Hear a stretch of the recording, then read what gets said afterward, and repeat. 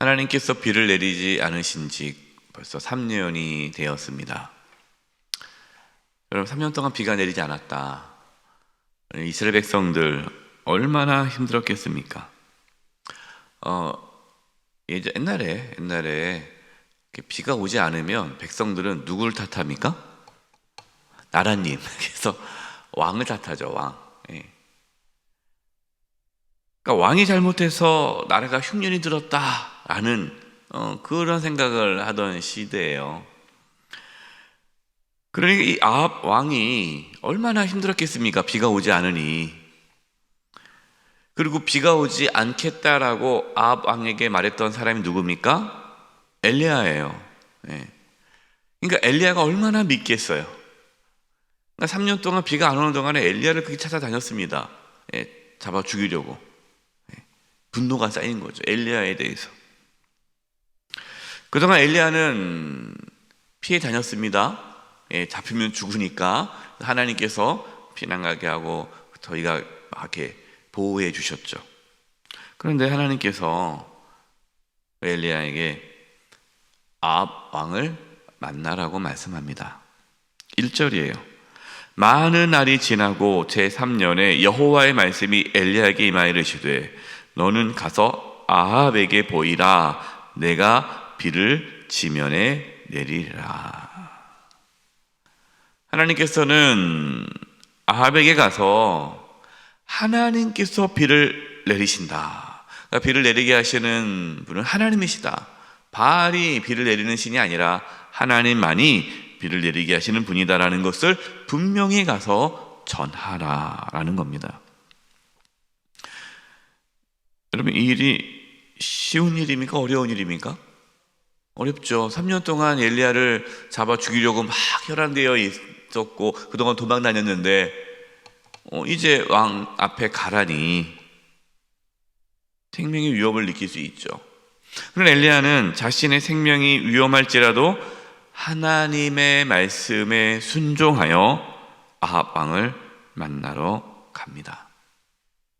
저와 여러분의 삶의 태도가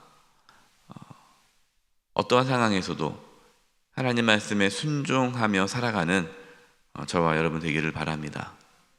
그것이 하나님의 사람, 하나님의 자녀의 삶의 모습이죠. 2절입니다. 엘리야가 아합에게 보이려 가니 그때의 사마리아의 기근이 심하였더라. 바알과 아세라를 섬겼던 아합 왕과 북이스라엘 백성들이 겪은 것은 심각한 기근이었어요. 이처럼 생수의 근원이신 하나님을 저버린 인생은 영혼의 기근을 맞이합니다. 삶의 기근을 맞이해요. 그 인생의 기근을 맞이해요. 여러분, 바알과 아세라, 오늘로 봤을 때 그것이 무엇일까요? 바알과 아세라가 돈을 사랑하는 마음. 오해하면 안 돼요.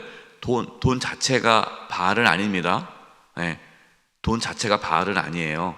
돈을 사랑하는 마음이 우상인 거예요. 네. 여러분, 세상이 악한 게 아닙니다. 우리가 이 세상이라는 단어에 대한 여러 가지 이해가 다르기 때문에 우리가 그걸 정의를 해야 되겠지만 세상이 악한 것이 아니라 세상에서의 삶의 성공의 욕망, 세상적인 성공에 대한 그 갈망, 욕망이 우상인 거죠. 돈이 일만하게 뿌리가 아니라 돈을 사랑하는 것이 일만하게 뿌리예요. 탐심이 우상 숭배예요. 탐심, 욕심이 세상에서의 어떤 세상적인 그 성공에 대한 욕심이 우상인 거죠. 오늘날 그것을 우리가 바라고 살아가는데 그것이 우상 숭배라는 거예요. 근데 그렇게 살아가면은 결국 그 영혼은 기근을 맞게 됩니다. 자신의 필요를 채워줄 수 있고 자신을 안전하게 지켜줄 것이라고 믿었던 그 돈과 세상적인 성공이 실제로 우리의 삶을 지켜주지 못한다라는 거죠. 아합 왕은 3년이나 기근을 겪었지만 끝까지 하나님을 찾지 않고 스스로 물을 찾으러 다닙니다. 오늘 말씀 보면요, 아합 왕은 백성의 고통에 관심이 없어요. 뭐에 관심이 있습니까? 자신의 말과 노새가 죽을까봐 거기에 관심이 많아요. 여러분 5절 보세요. 아합이 오바댜에게 이르되 이 땅의 모든 물 근원과 모든 내로 가자. 혹시 꼴을 얻으리라. 그리하면 말과 노새를 살리리니 짐승을 다 잃지 않게 되리라 하고.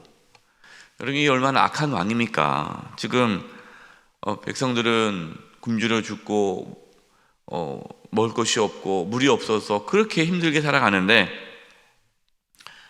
백성들의 고통에 관심이 없는 거예요. 여러분, 악한 지도자는요, 자신이 섬겨야 할 사람들에게 관심이 없습니다. 오로지 자신의 소유에만 관심이 있죠. 그럼 우리의 관심은 무엇입니까? 우리의 관심은 우리의 소유입니까? 아니면 우리 주변에 있는 사람입니까? 하나님은 서로 사랑하라고 말씀하셨고 사람의 관심을 갖도록 우리에게 늘 말씀하십니다. 우리의 관심이 자신의 소유가 아닌 사람이기를 바랍니다. 그때 아합 왕이 함께 다녔던 신하가 오바댜입니다. 오바댜. 이 오바댜의 이름의 뜻은 여호와의 종이에요. 이 오바댜는 아합 왕의 신하였지만 하나님의 종으로 살았습니다.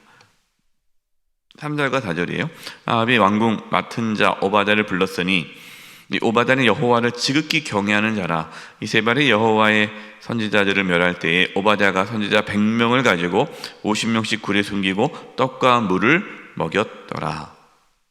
그리고 오바댜는 비록 우상 숭배를 하는 아합 왕의 신하였지만 그 자리에서 하나님께서 주신 사명을 잘 감당했습니다.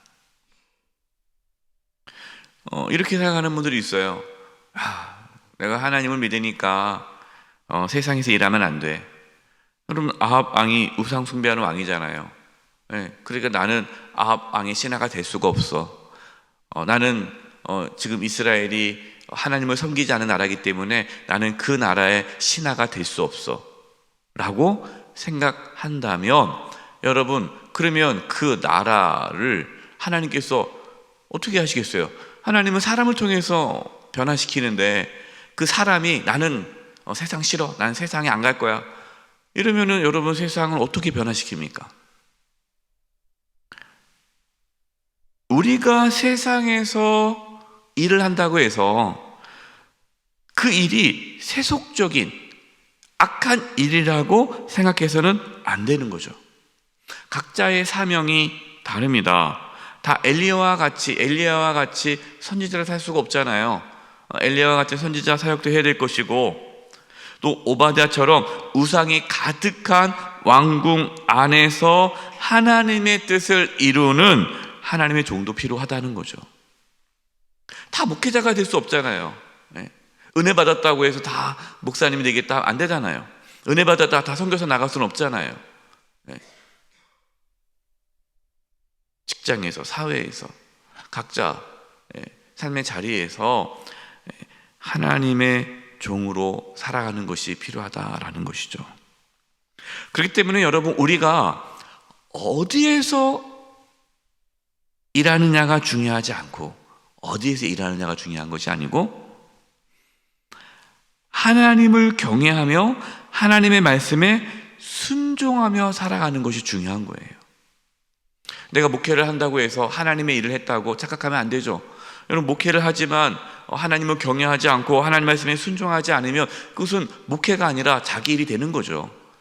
눈을 봤을 때는 하나님의 일을 하는 것처럼 보이지만, 그런 세상에서 살아가는 것이 세상 일 하네, 세속적인 일을 하네라고 생각할 수 있지만 그 속에서 하나님을 경외하고 말씀에 순종하며 살아간다면 그분은 하나님의 일을 하는 것이죠.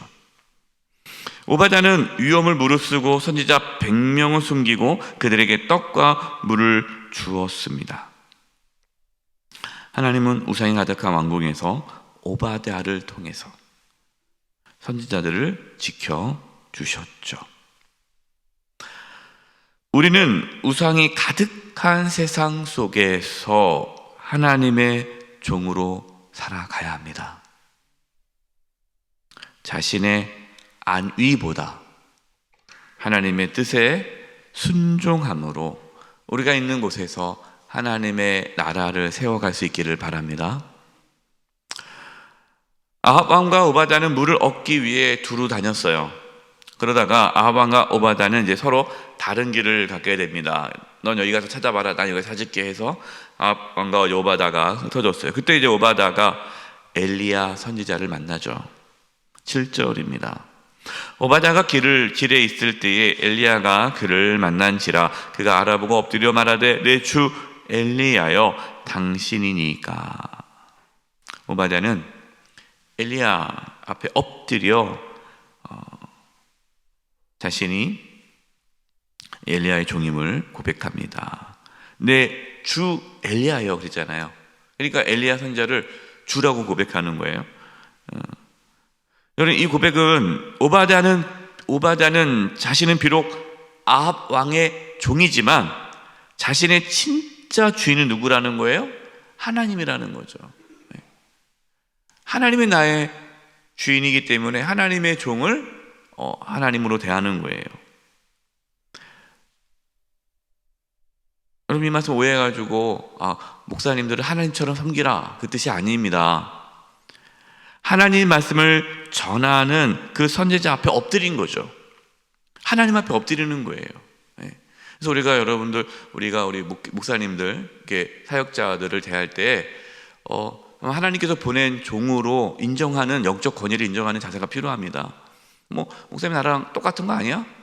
이렇게 하면 여러분 그 은혜가 안 되겠죠. 그래서 이런 분들이 있잖아요. 목회자들을 싫어하면 절대 은혜 받을 수가 없어요.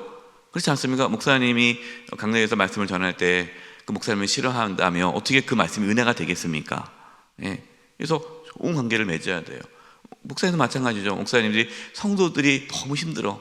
성도들 볼 때마다 스트레스 받아가지고 나를 맨날 괴롭히는 저 성도 막 힘들어. 목회 어떻게 하겠습니까? 사랑해야죠. 그러니까 이러한 목회자와 성도들의 관계는 정말 사랑하고 섬기는 관계가 되어야 은혜가 되는 거예요.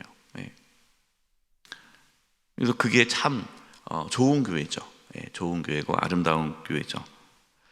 그러니까 이 오바댜는 엘리야를 만났을 때에 정말 하나님을 만나는 것도 너무너무 기쁘고 또 두렵고, 또 하나님께서 왜 주의 종을 보내서 나에게 무슨 말씀하실까 해서 이제 엎드려서 이제 말씀을 듣고자 하는 거죠.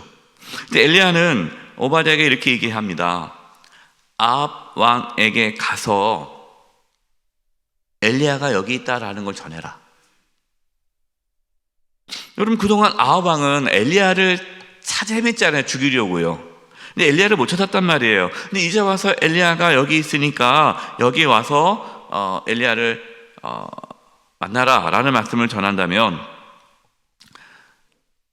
이 오바댜가 왕에게 가서 얘기했단 말이에요. 근데 왔는데 엘리야가 없으면 자기는 죽은 목숨이라는 거죠. 하나님께서 엘리야 당신을 다른 곳으로 피난시키면 나는 어떻게 되는 겁니까? 그러면서 이제 오바댜는 얘기하는 거예요. 엘리야가 그동안 자신이 하나님께 순종해서 위험을 무릅쓰고 선지자들을 보살폈다라고 전합니다. 여러분, 오바댜 이 모습 보면요, 두려워하고 있습니다. 하나님의 종이지만 또 하나님을 경외하는 자이지만 정말 그 여왕과 왕의 그 눈을 피해 목숨 걸고 선지자들을 100명을 지켜주었지만 여러분, 그렇다고 해서 늘 두렵지 않고 담대한 것은 아닙니다. 우리도 그럴 수 있죠. 여러분, 우리 안에 두려움이 찾아올 수 있습니다. 불안함이 찾아올 수 있습니다. 여러분, 하나님의 종이라고 해서 두려운 것이 없는 것은 아니에요. 엘리야는 오바댜를 책망하지 않습니다. 자신이 반드시 오늘 아합 왕을 만날 것이라고 이야기해 주죠. 예. 우리는 이렇게 서로 또 용기를 주고 위로해 주어야 합니다.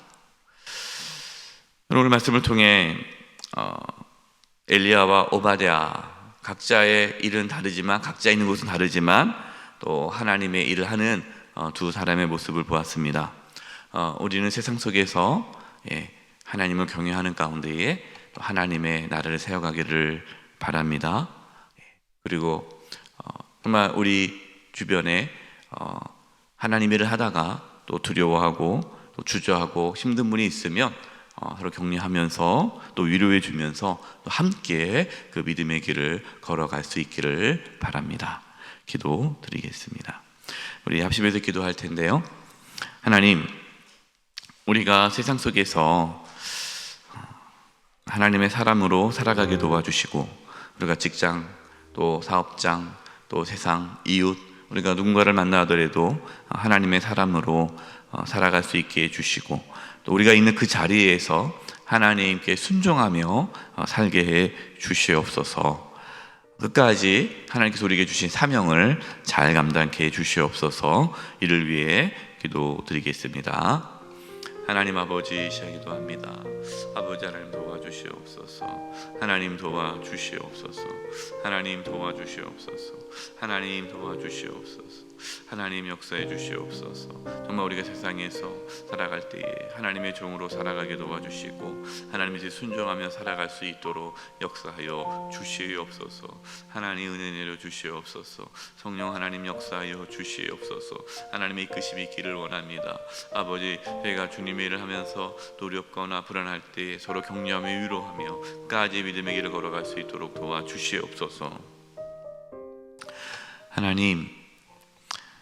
하나님께서 저희들을 하나님의 자녀로 불러주시고 또 세상으로 보내셔서 세상의 빛과 소금으로 살라고 말씀하셨는데, 저희들 세상에서 또 하나님의 종으로 살아갈 수 있게 해 주시옵소서. 우리가 어디에 있든지 간에 무엇을 하든지 간에 하나님의 말씀에 순종하며 하나님을 경외하며 두려워하며 살아가게 하여 주시옵소서. 예수님의 이름으로 기도드립니다. 아멘.